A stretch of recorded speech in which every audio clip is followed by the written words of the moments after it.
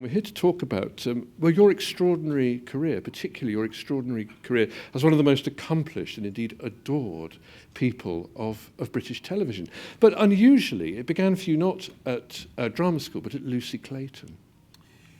In those days, anybody could be a model, literally anybody. I mean, if your head was stuck onto your neck, you could be a model. And so coming up to London, completely unqualified, one thing I knew I didn't want to do was to go to university. I did not want to go on learning. I wanted to wear red lipstick and have an open-topped car and drive around Italy. That's what I wanted to do. That seemed to me a much better way than getting a job and learning. As for going back to school, university, no. And now, actually, just to follow this on, I tell all school children I meet, don't go to university. Because I think, actually, it's 3 years of your young life wasted. And just pass that on to yours. Particularly when they do badly in exams, congratulate them. They've sprung the trap. Anyway, so I came up to London. I thought, what do you do? What on earth do you do? And I had a very nice aunt, and she said, we'll take you along to an advertising agency. And I got there, and the head man of J. Walter Thompson said, what can you do? And I said, be nice. And he said, no, well, obviously no job for you here. Can you type? I went, no. I said, I could answer the phone sometimes. So anyway, so I thought I'd be a model. So you had to go to Lucy Clayton and learn how to be a model. Was it getting in and out of E-types and all that kind of thing? Getting out of E-types without showing your pants. Putting on what they called street makeup, which doesn't sound quite right nowadays. But it went stuff that you would wear not in the evenings, but in the daytime, probably walking down Bond Street to buy something rather lovely from Chanel. And it would be a touch of little blue eyeshadow on the corners of your eyes and a touch of pink lipstick. But at the time, Mary Quant, whose great exhibition is on now at the V&A, was holding sway in London. And the Ginger Group, the clothes in rust and black and lace stockings and long eyelashes and daisies painted on your faces, was something that we all did ourselves. So although Lucy Clayton started me off the way walking nicely, which I never had to use again, I walked nastily after that. Nastily? That gruff walk of Yeah. Joanna Lumley. And then I just thought I'd busk my way through. I didn't really want to be a model, but it seemed okay. But you did have a great professional relationship with Brian Duffy, who was one of the great photographers of icons of that era. Yeah, Brian Duffy. They were called the Unholy Trinity. There was David Bailey, Terence Donovan and Brian Duffy. And I worked mostly with Donovan and Duffy. You never call them by their real names. You never call. You're bound to meet him tomorrow. David Bailey, call him Bailey. That shows you're on the internet. Never call him David. And Donovan was Donovan and Duffy was Duffy. And they even signed their pictures Duffy. Mm. And being in front of a camera was a place you found congenial? You took to it? Ghastly. Honestly, why do I do it? Why do we do these things? I mean, even now in front of the camera, you go, why am I doing this? I look so ghastly. And then people say, we'd like to see the rushes. You go, no, don't show me. And quite a lot of the films I'm in, I never go and see them for fear of looking up at the screen and seeing yourself.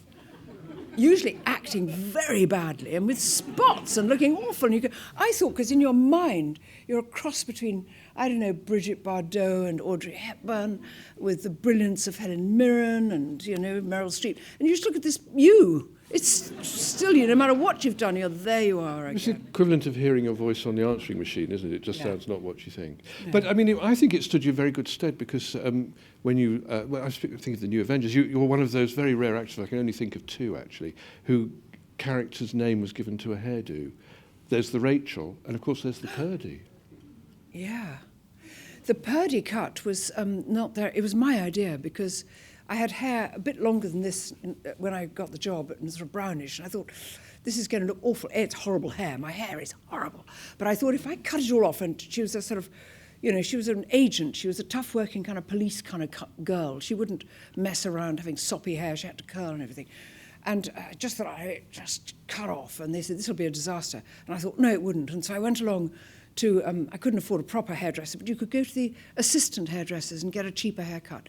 So I went to Leonard's and got one of the cheaper boys, and he spent ages cutting, lovely black-haired boy, cutting, a little red-haired boy holding Kirby grips for him, cut.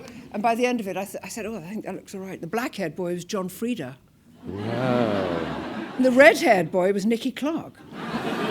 So we all started together. Well, let's remind ourselves of Purdy in the New Avengers. I haven't seen that really since the day we did it, but that was Jim Dowdall, who's one of the great stuntmen. I've always retained a great affinity with and love for and affection for and admiration for the stunt performers who make all our films so dazzling. And Jim has remained a good friend all through the years. He's looked so absurdly young there. Also, it's very hard to be menaced by someone wearing flared corduroy trousers now, isn't it? Don't you think? I mean, at the time. I'd been locked out of my flat because London had been put to sleep. That's what, some ghastly kind of vapour had been spread over London. Everybody was asleep, except for the Avengers who'd been injected against it, of course, and the bad people. And I was locked in my flat in my pyjamas and a pair of ballet shoes.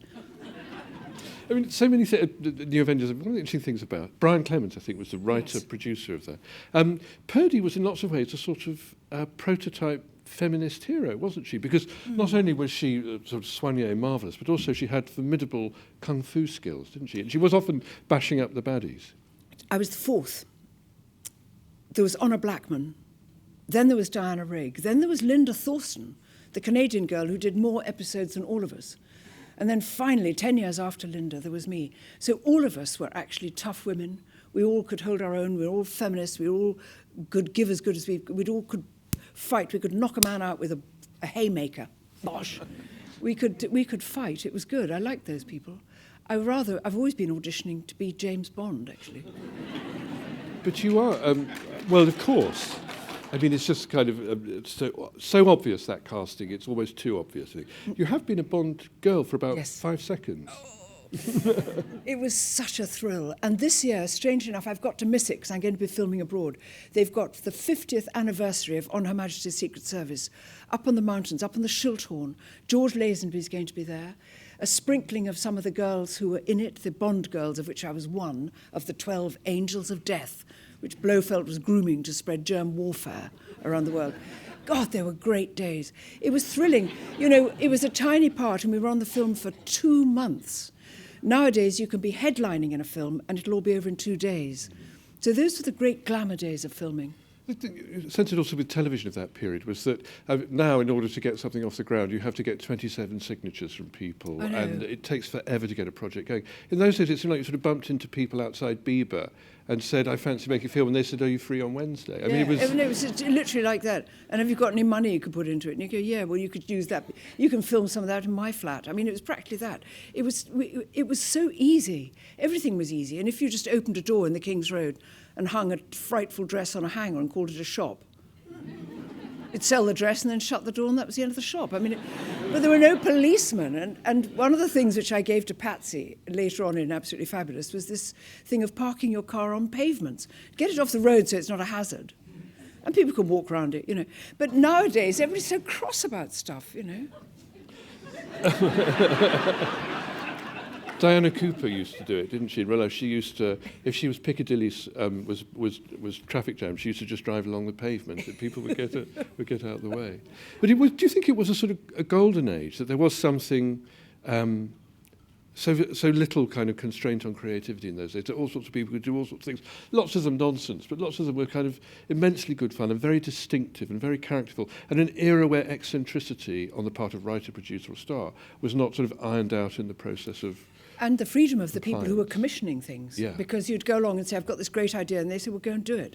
Nowadays, they want to see who it's going to be aimed at, how much it's going to be, who you can get. They want to see the cast in place before, and then they want to do audience research on that cast. They've got to see whether the title's right. And by the end of it, it's beaten so flat, like a hat with a shovel. You get so worn out. But in those days, it really was... I mean, it's very dangerous in these, because there's a massive stuff. In those days, there were maybe, well, to begin with, 2 channels. Then BBC Two came on, and that was huge. Then ITV, and everyone, well, we won't know what to look at. We got a choice of 4. And now we're just scrolling through 800 channels and counting, and then everything on Netflix, and now Disney have got this new channel. And now everything in the world is available all the time, which means that none of us all watch something all together. So none of us can say, "Did you see last night?" Because none of us saw it last night. We all saw it at some time, or haven't seen it yet, or we're going to watch it in the future. So it's completely changed. We can't say there's less creativity or less availability of enjoying things, but there was something so innocent. There was a naivete about it that I loved. And also, of course, because everybody watched the same thing at the same time, you'd be on at, tea time on a Thursday, and 18 million people would watch it. And so, Purdy, you became a household name and a hairdo in the same week, really. Well... I mean, what was that like? We weren't paid very much. And so even at the end of making 26 episodes, I still hadn't managed to pay off my small bank overdraft, because we weren't paid very much. I don't moan about that, because actually nothing could have put me in that place of being Purdy in the Avengers. But I was queuing in a bread shop up in Crouch End where my boyfriend lived. And some of the people in the queue knew it was me. And the woman behind me didn't know it was me. And she said, "Oh, you look like that." "No, don't tell me." "Oh, you look like that. Purdy, you look like Joanna Lumley." I went, "Yeah," and the queue went. And the woman said, "I bet you wish you had her money."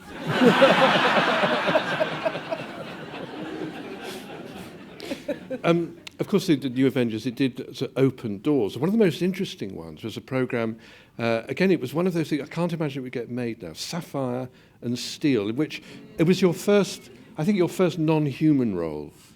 Is it your only non-human role? No, I'd been the very first film I ever did, I was a non-human. Well, I had a sort of bolt through my neck. But Sapphire and Steel, it sort of predated the X-Files, because Sapphire and Steel had been selected from outer space to bring some kind of order and set things right on the troubled parts of this world, the things that had gone wrong, or fighting evil. And David McCallum, who was the most sensational choice, because he was trailing... He was Steel. He was Steel, trailing clouds of glory as Ilya Kuryakin, absolutely adored with his floppy, iron, straight hair, and just so fabulously clever and wise. He was a very clever man. And Sapphire, whose eyes could turn blue, and she could just stop time and turn herself into different things. It was a very complicated... P.J. Hammond. Yeah, wrote it. He wrote it. He was a brilliant man, quite troubled, but a brilliant writer. Remember that everything we do, you see that we do, is written by somebody. So even when we have wonderful lines, which we appear to do brilliantly, somebody wrote those lines.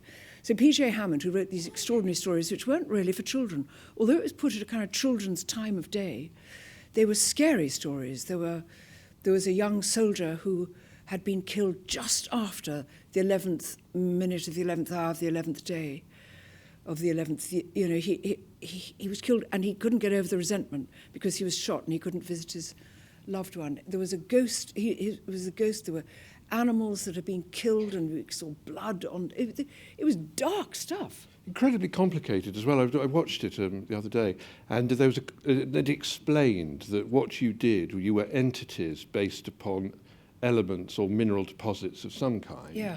And that you would, through the crystalline structures of the universe, create a corridor into time through which time itself could come and feed on time to create meta-time. And this was at tea time. God, Richard, I think actually that is awesome. I'd forgotten that, but they made it quite clear. When they said Sapphire and Steel have been... We saw these sort of whirling balls. I mean, it was terribly low-tech. Yeah. But once you follow it, it's like all stories. It doesn't matter who's telling the story. Once you've decided to listen to the story, you'll forgive anything because the story takes you along. Shall we have a look? Yeah. Oh, have we got some? Yeah, Sapphire and Steel. Can I stand back? Because it's so terrifying. I must have seen it then, but I've never seen it since then. A lot of costume changes. We love that about time-lapse I like the way they could talk in their heads, too. Yeah. I mean, the thing to notice about that, first of all, is the quality and the distinctiveness of the writing very high, and then the sort of production values not so high. And it's the other way around now, really, isn't it, where everything looks absolutely fantastic, but sometimes the script sounds like it was written on the back of a beer mat, doesn't it? Well, I mean... yeah, I know. Yeah. I know, and they were slower. Yeah. Stuff was slower then. If you could imagine that being made now, it would be cut, and brilliant and sort of done, which might make it better. I think they're doing Sapphire and Steel again. I heard this. Apparently they're going to make it again. Please, are you Sapphire? Without. Oh. I'm happy to announce that I am going to be Sapphire, actually. If only. Richard identifies as Sapphire. Well, I would, obviously. And then, of course, it was ITV, and it was really ITV's attempt to kind of move into the territory that Doctor Who had opened. Of course, yeah. Stephen Moffat of Doctor Who, and a fellow member of you in the Radio Times Hall of Fame. Mm. But it didn't quite have the durability of Doctor Who at all, did it? No, it didn't, and I think it was just a sort of spooky series of stories. P.J. Hammond became ill during the writing of it, and as he was the only one who wrote it, he couldn't go on. And Sapphire and Steel were marooned in a petrol station in the sky. And we're still up there. I mean, they never wrote the series that got us down from there. It was really odd. I loved it. We worked on it for 2 years. Think of all the whiskey tumblers you'd have collected by now after 40 years in the petrol station in the sky. It was lovely. It was lovely doing that. We talked about the non-human origins of Sapphire, not the first non-human. Perhaps the TV character with whom you're most associated now is, of course, Patsy Stone from AbFab. And there's some... Well, her origins too are mysterious, aren't they? I mean, no one would doubt they're human, but she's a very mysterious character. Well, she was born in France, so long ago nobody can remember when, to Eleanor Bron playing her mother, who was a ghastly woman.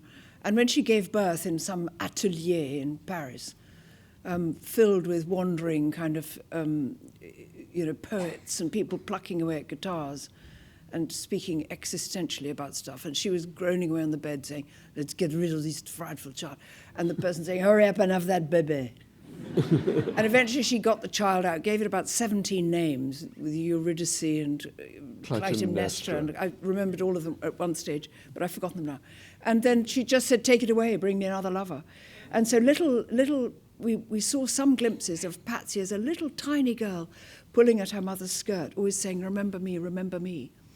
So Patsy started off tragically, which is always the best part of anything in real life, which is you follow the true story of who they are. Then you can be funny. If you just make up funny lines and none of it's real, it doesn't work. It's the pathos, isn't it, of Patsy and Adina, and particularly their relationship, which makes it such a compelling one, I think. Also, Patsy had all her insides taken out. She had no organs left. So she was approaching kind of pretty weird anyway, I think, And she was actually a man for a while in the 60s. She was gender fluid, yeah. She could be anything. I mean, I think that's why we, and I've got to put myself in this, why we love Patsy, because she was like the Roadrunner. Or something, she was like Wile E. Coyote. Whenever she smacked down or everything had gone wrong, she'd spring up again, still red lipstick on, nice hairdo, wearing some Betty Jackson clothes or something. She'd be fine until she unravelled the next day. But I just adored her. And she was rude to people and she didn't seem to care. What she did care about was Adina, Eddie, her best friend. And also her source of, Bollinger. Well, Bollinger, and money, obviously, yes. But it was an interesting a relationship which some would characterise as codependent, as if that were a bad thing. But then, of course, love is sort of codependency, isn't it? And there's a rather touching... I think codependency is rather good. I think we all, getting married is hoping to be codependent. You can't knock it too much, really. No. And, of course, written by Jennifer Saunders, who has such a formidable ear and eye for, the gap between what we wish to achieve and what we actually achieve, which is where satire lies. She just pushes it further. Yeah. She's like a Hoover. She goes around just listening. She just listens to stuff. She just mops stuff up and then bends it and pushes it, bends it. Some of the stuff I said, I can't say this. And she says, say it. And it was always Patsy who came up with these horrifying things. The Sapphire and the knitting needle. I said, not the knitting. She said, the knitting needle. So eventually Patsy was going, the knitting needle. It was horrifying. But of course, as Patsy, I could say and do anything. Once you've jumped into the skin of a character, you can speak and do exactly as that character is. And also Jennifer, struck me thinking about this, was that Jennifer Saunders shares with Morrissey a kind of lively sense of the kind of female icon of the 1960s, the fascination with Lulu. And also parts of Patsy are kind of loosely based on your own experience as being of the swinging 60s, yes. If I can put it that way. Yes, Patsy had been a model. Yeah. Very unsuccessful one. But we in one scene, she was stoned out of her mind, wearing lots of Zandra Rhodes clothes and tipping through the back paper and falling all over the place when she was being photographed. She also claimed to have hung out with a lot of rock stars. Quite a lot of her voice was based on Mick Jagger after a heavy night. And she maintained that she'd slept with all the Rolling Stones. I don't think she had. I think she'd been found in a cupboard with Keith Richards once, but I don't think... She claimed, and she was always following Stella McCartney around going, stunner, stunner, stunner, stunner. Give a little Paulie, my love. She's just sickening, really. But she claimed to have slept with a Beatle, but she couldn't remember which one. She's so unbearable. I utterly adore her. And the thing is, she can't be destroyed. I don't know why. They couldn't... Jennifer, I hope I'm not saying it out of turn, but Jennifer said, should we just kill them off and bury them? And I wrote back the fastest email return I've ever written back. And I said, no, we've promised the world we will never die. Anyway, I think I made that up, but I just said, no, we can't. We can't die, don't you think? Never. Patsy and Eddie, we can't. We've seen them aged 1 million with sort of intravenous drips of voddy and still smoking away, baldy hair and little saggy tits and frightful gibletty necks. We've seen them like that, so, I don't think they die. Let's have a look. Oh, we've got them. Well, don't know about that bit. We've got AbFab.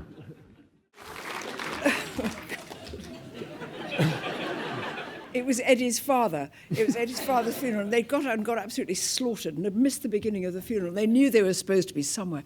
And they dug this grave. We actually shot this up near Highgate somewhere, not Highgate Cemetery, but somewhere up there. And I said, where are we? They said, there's a grave. It's not going to be used till this afternoon. A little bit tactless then. They said, we've got some Stunt cushion, some mattresses in the bottom so you won't hurt yourself when you fall in. But it was a funny day. Some of us are a bit spooked. We get spooked actors by things like black magic, by death and funerals. You can't joke about it too much, and coffins we don't like, and lying in graves. So I was a little bit anxious about lying in that grave. Whereas clergy and funeral directors joke about death and funerals all the time. And I have had someone fall in a grave. Oh, really? Yeah. I have. It was a lady who went to put a rose on the coffin, and it was a wet day, and Oh, no. Did she hurt herself? She did hurt herself. Well, yeah. she didn't have stunt cushions and things, though. No, I mean it was such an awful thing, though, that like good English people, we pretended it hadn't happened. Nothing had happened. Chuck the earth in over the top of her. Oh, awful. Because the thing about an AbFab, I think one of the reasons why it was so potent and so delightful was, again, they were so badly behaved. They were so shocking. badly behaved. I think we love that. But I think they were extravagant in a way that we dream of being. I mean, we dream of taking Concorde to New York to photograph a door handle. This is heaven. But this is Jennifer Saunders. This is heaven. I loved it. And we did actually fly and took a photograph of a door handle and flew back. BBC, thank you so much. Gone are those days. Gone are those days, far gone, yeah. But she was such a... And the other thing about it, of course, was that Edina and Patsy were both... The lovely thing about Sapphy, the child, being the grown-up, yeah, and Edina and Patsy, the grown-ups, being the child. That was very perceptive, I think, about yes, it was. Modern manners. So many children. I mean, people who come up and say, my aunt's like Eddie and I'm like Patsy, or when we go out, I'm Patsy and Eddie, sometimes show me photographs, and some people come up and go, I'm Sapphy. I've always been Sapphy, and you go, sweetheart, I'm sorry. Imagine what their parents are like, yeah. A lot of, fun enough, little Sapphy in her cardigans and little clumpy shoes, and Mum, a little anxious face, scrubbed of makeup. A lot of men found her very attractive. Yeah, very interesting. And again, of course, we had Idris Elba on the show. Yeah, he was a rented toy boy. Really? He doesn't put that in his CV anymore. Well, he should. And again, it was for you. Again, it sort of, you became superstar, didn't you? I mean, the show had such an impact, and not just here, but in America. Yes, all over I know, that was the shock. We thought that anybody north of the Watford Gap wouldn't know where Harvey Nicks was, and so how would they ever enjoy it? What could they ever see to be? So we were thrilled that Britain liked it, but then to see that it travelled across to America, who loved it. The gays of New York are actually the people who are the smart. They've got their finger on what's funny and smart and up to date. And they took it on board at once. And then our acting community in the States loved it. But for it to go to Greece and Japan and places like this is really strange. Partly also, I mean, there's something just funny about people falling out of a car. Though you don't need to know anything about Harvey Nichols to see that's funny. No, yeah. I know. And also, if stuff is well written, comedy lasts. When we were talking earlier about great things like Porridge and Only Fools and Horses and any of these giants, Fawlty Towers, doesn't matter what you name, Dad's Army, if it's properly and beautifully and cleverly and funnily written, it'll last through time. And you don't have to be, all this idea that things have got to be relevant to you, I've always poo-pooed that. We don't have to be part of Only Fools and Horses to laugh at it. We don't have to be vicars to be the Vicar of Dibley to watch that and know how unbelievably funny that is. If stuff is written well, This is infuriating because I think this goes into children's books. I'm going off slightly off piece. No, people say books must be written. Children living in tower blocks can't be expected. You go, no, the point of living in a tower block is that you want to read Treasure Island, you want to read Tom Sawyer, you want to read Heidi, you want to escape. The whole point of books and what we do as entertainers is to take you out of who you are and into another thing. You don't have to go, that's not me, that woman isn't 53, she doesn't know what it's like to be cleaning the... You go, oh, come on. Incidentally, I've never met these people who say the public wants. It's rather like saying the housewife wants. Housewives never want. We go into the shops and we see if it's there, we buy it. We don't go, I want my eggs all clean and scrubbed. We never say it. Resist these terrible remarks. You should follow the live Twitter feed to Radio 4 programmes if you want to take the temperature of what the nation wants. Is it nightmare? Mostly to do with grammatical solecisms, mispronunciations, usually things like that. Terrible. Is that true? Well, it's a self-selecting group, isn't it, of people who... I know, they're angry, aren't they? Angry of somewhere. Angry I did a disgusted. complaints programme on Radio 5. I'm sorry, you? I'm so off topic. But and people used to phone in and complain, and there's my favourite was a lady, she was called Marjorie, and she was from Hemel Hempstead. And I saw on my screen, it said Marjorie from Hemel Hempstead. So I said, oh, well, we now have Marjorie from Hemel Hempstead. And Marjorie, what would you like to say? And she said, I just want to say I'm absolutely disgusted with everything, and put the phone down.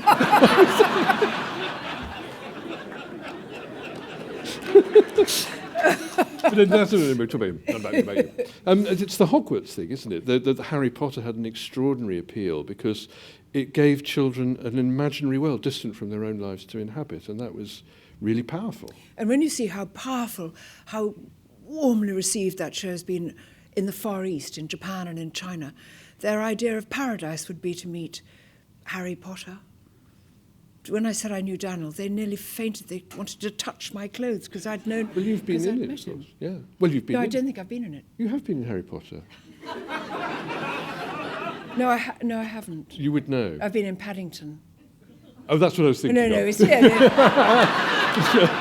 it's the little bear, finger isn't on it? the button here. Yeah, the little bear, not the little wizard. Little guy. Yeah, No. good. I thought you were. God, I nearly thought I was myself. Dear, oh dear. I think someone needs to correct your Wikipedia entry too. There's Ab-Fab, there's a kind of broad, brilliant comedy of that. But there's also, I mean, BAFTA nominated in that extraordinary drama based on the Angela Lambert novel, A Rather English Marriage. You were BAFTA nominated, everyone was BAFTA nominated. That you, Tom Courtenay, and Albert Finney. Wonderful, wonderful It piece. was a stunning piece of writing about two men from very different backgrounds who both became widowed, and social services thought it would be easier if one of them, the humbler one, played by Tom Courtenay, would look after the ex-squadron leader, played by Finney, and they could be put in the same house and be given money just to kind of cope and get on with it. And Courtenay had been a sort of Batman, had been a carer in his life. I think he'd looked after his wife. And those two, as you know, those two actors absolutely adored each other. Now Albert's gone. I think Tom will be missing him a great deal. But I was a woman who ran a shop, who inveigled her way. Well, Finney fell for her, and therefore it disrupted the friendship. It's the most touching. I wish they'd repeat it. Actually, when Finney went, I thought, will they get out some of the stuff he did for television rather than just big films? I wish they'd show that again.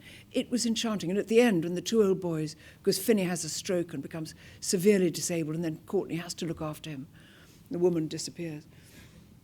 Dancing in their sitting room. I want to take you on a slow boat to China. These two old boys. Really good stuff. Let's have a look. Have you got it? I keep saying this. Have you got it? Oh my God. It was very, very sweet.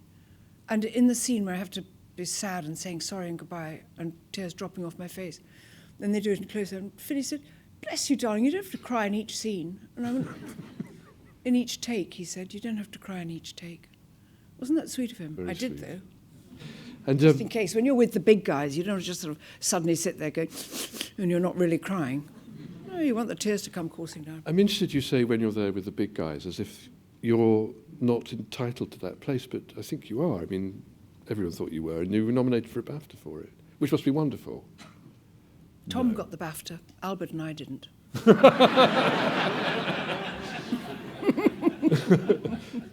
But nonetheless. It was thrilling. No, it was powerful stuff. And adapted for the screen by Andrew Davis. I know. Who was no mean writer. Wow. And Angela Lambert, who became a very good friend. We wrote some stuff together. We wrote a wonderful film which has never been made about a school reunion of girls at a boarding school going back and some ghastly thing that happened in their past. And we sent it to people like BBC and ITV, who all said this isn't relevant to most of people in the society today. And you go, that's the voice of a commissioning editor I want to hear. Just do it, darling. No, I might dig it out. Angela's gone now, which is awful.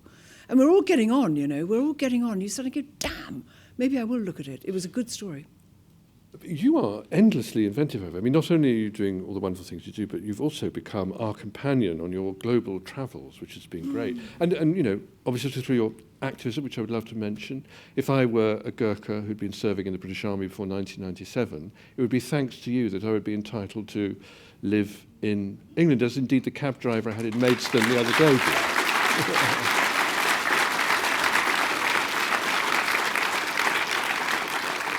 I'm going to embarrass you even more by saying that you've been acclaimed daughter of Nepal, which is very nice. It's wonderful. It's wonderful. But what a great thing to understand, and also how clever to use the power that your career has conferred upon you to really to focus on a thing that you could really, really push on. You chased the Minister for Immigration around the BBC, didn't you?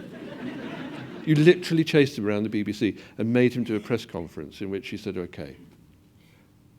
It looks like that, because that's the way it was sort of edited to be. But in fact, we talked to him, Phil Willis, he was the second in command at the Home Office. And he said a lot of things. And then when we went out in front of the press, he didn't want to say it. So I only urged him along. I wasn't rude to him. I didn't really. No, you weren't rude at all, but someone I know who was in the room said you physically pursued him around the studio. And, well, it paid off wonderfully. And that's partly, isn't it, because of a tribute to you were born in India. That's a huge part of your life. And on your travels, you take us to all sorts of exciting places, not just there. You've taken us on the Trans-Siberian Express. You've taken us down the Nile. Yeah. And across, the Silk Road and Japan. Some of the most extraordinary places all around Greece. I'm going this year to Cuba, which I think is an interesting country because we've all kind of think we know Cuba. We know about cigars and Fidel Castro.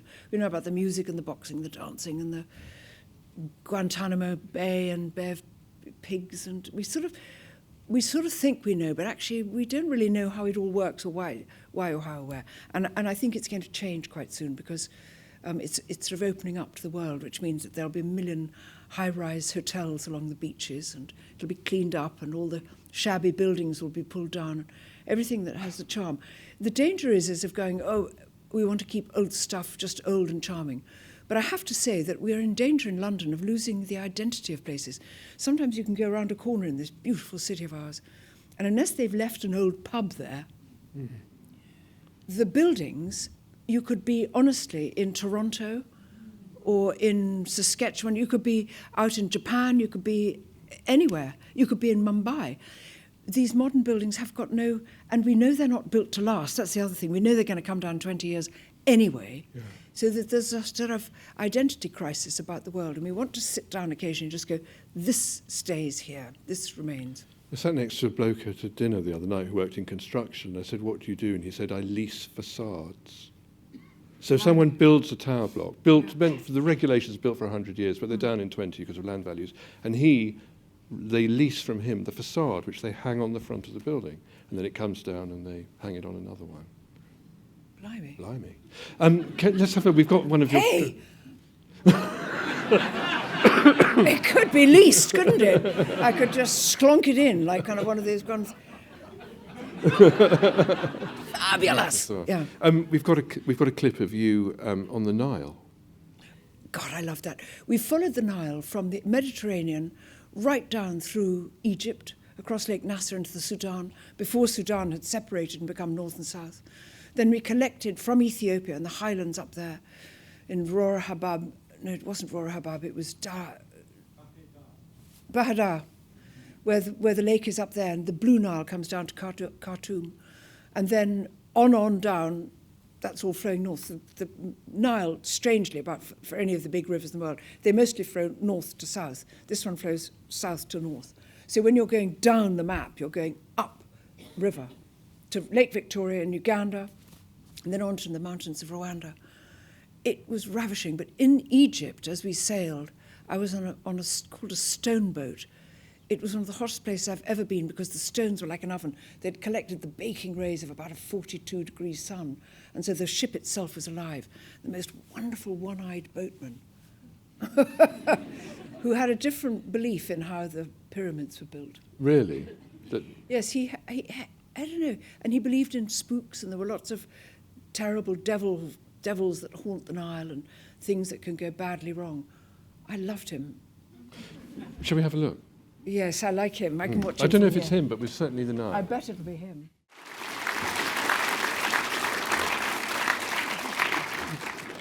You do have a great gift for rapport.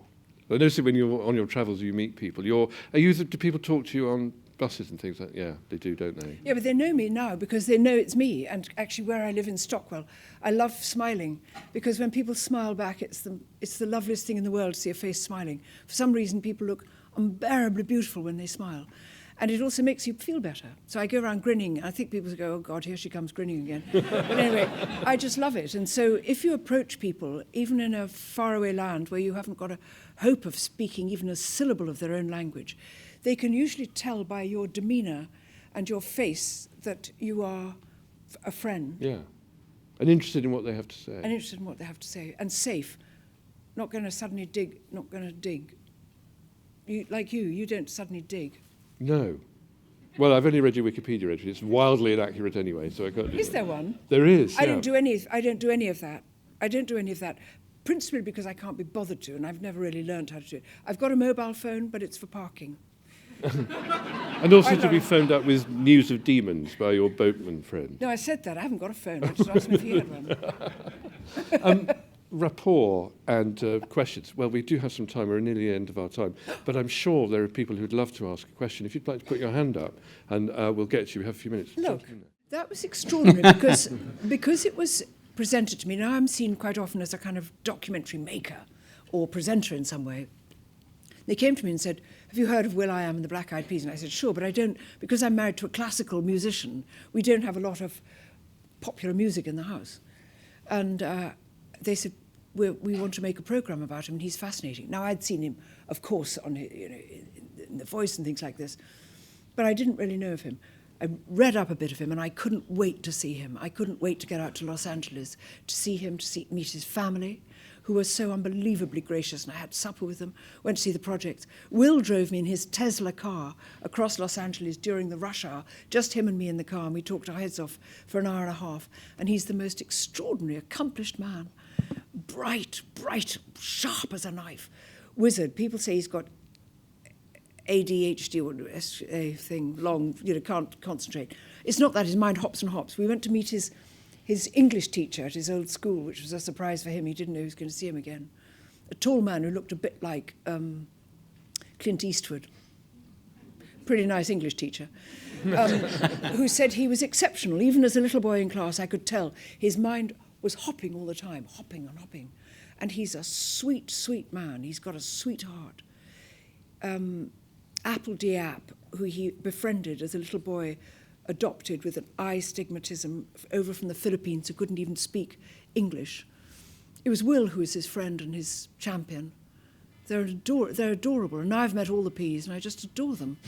All the peas. Yeah. I think people write to me and say, please retire. But look, the thing is that if I was in a job I hated or that was tedious or tired me out and was not rewarding and that I couldn't wait to get my holiday every year to get away from it, I'd retire like a shot. But as all I'm doing is all I dreamed of doing and being in life, why would I give it up? My husband, who's a musician, I said to him once, what would life without music be like? And he said, I couldn't live, it's like breathing. And so for him, he'll never give up music. He'll never give up conducting and composing and playing and so on. And I can never give up doing what I'm doing because I hop around. And if there's a gap, I can sneak in through the gap. You've got to present a moving target. I think if I was waiting always for a very good part to come along, I'd be dead in the water because I get offered small mad aunts and things like this, which is not, surprising. But you hang on just in case they say, Judi Dench, no, I didn't think so. Let's go for Joanna Lumley. It may happen. But we hang around because we love doing it. We love doing it. Well, we love you doing it too. And actually, we're here to celebrate that. And Mark is going to come on stage and garland you with a laurel. Joanna Lumley, we love you. Thank you so much. And this is for you.